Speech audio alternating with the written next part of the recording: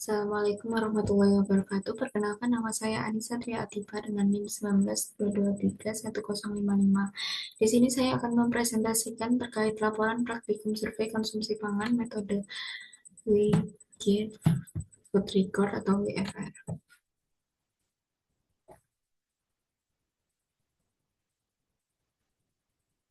Yang pertama, latar belakang metode Wigith Food Record atau metode pencatatan asupan makanan secara praktek dengan menimbang semua makanan sebelum dan sesudah dikonsumsi untuk mengetahui jumlah bersih yang dimakan secara akurat. Metode ini menghasilkan data kuantitatif yang detail tentang energi, makronutrien, dan mikronutrien, sehingga sangat cocok untuk penelitian klinis atau survei dengan kebutuhan presisi tinggi. Pelaksanaannya sendiri memerlukan ketelitian dan komitmen tinggi dari responden karena semua makanan dan minuman harus dicatat lengkap beserta beratnya. Kelebihan dari teknik ini adalah akurasi dan kelengkapan data tinggi, sedangkan kekurangannya yaitu tidak efisien untuk survei besar karena memerlukan waktu dan usaha yang besar dari respondennya sendiri. Untuk rumusan masalahnya sendiri, bagaimana analisis asupan gizi responden menggunakan metode WFR, bagaimana perbandingan analisis asupan responden individu dan kelompok. Tujuannya sendiri mengetahui bagaimana cara analisis asupan gizi responden menggunakan metode WFR dan mengetahui perbandingan asupan gizi responden individu dan kelompok. Untuk biodata respondennya sendiri yaitu uh, bernama Atanaswa Ananta atau disingkat ANA, jenis kelaminnya perempuan, tanggal lahirnya 1 September 2005 atau 20 tahun, tanggal recallnya tanggal 14, 16, dan 18 Oktober 2025, BB-nya sendiri 50 kilo, tinggi badannya 150 cm. Untuk nama interviewernya sendiri, saya yaitu Anissa Deli Atifa. Untuk perhitungan angka kecukupan energi sendiri, responden AMA itu didapatkan 2.245,5 kilokalori menggunakan metode BMR Harris Benedict, SDA, dan energi aktivitas fisik.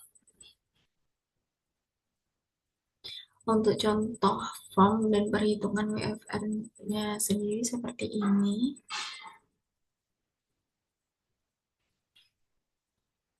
Untuk rata-rata asupan gizi respondennya, untuk energi sendiri didapatkan 1.194 kilokalori, karbohidratnya 140 gram, lemaknya 50,7 gram, proteinnya 34,3 gram, zat besi 4,3 miligram, zinc 3,3 miligram, kalsium 80 miligram, vitamin A 646 RE, vitamin C sendiri 52 miligram, natrium 1865 gram, gula 15 gram.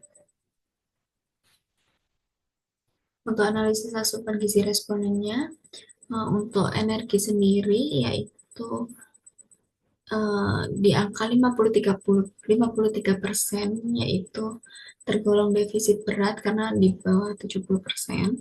Untuk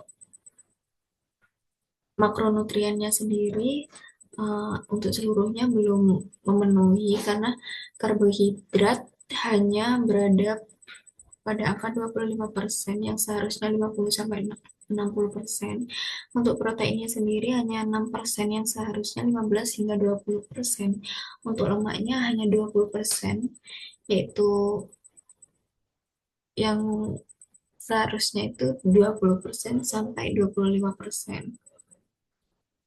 Untuk rata-rata asupan zat gizi mikronya sendiri, mayoritas belum memenuhi, namun vitamin A sudah cukup, yaitu di angka 108%, dan natrium melebihi karena di angka 124%. Ini untuk rata-rata asupan gizi kelompoknya dengan standar deviasi yang sudah tertulis.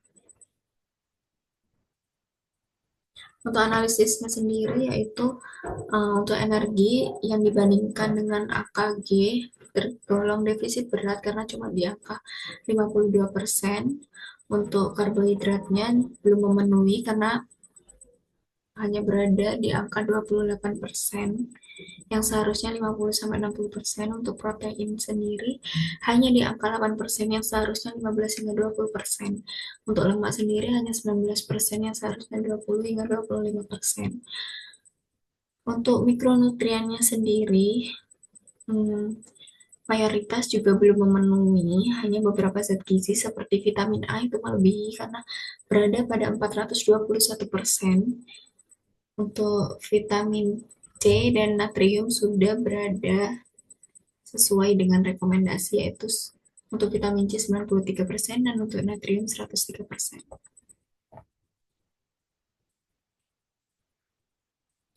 Untuk perbandingan asupan responden individu dan kelompok, yaitu energi pada individu itu tergolong defisit berat, namun pada kelompok juga defisit berat.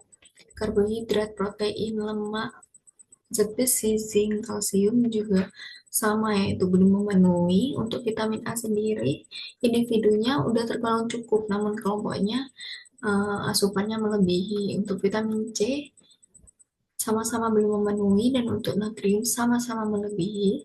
Untuk gula sama-sama belum memenuhi.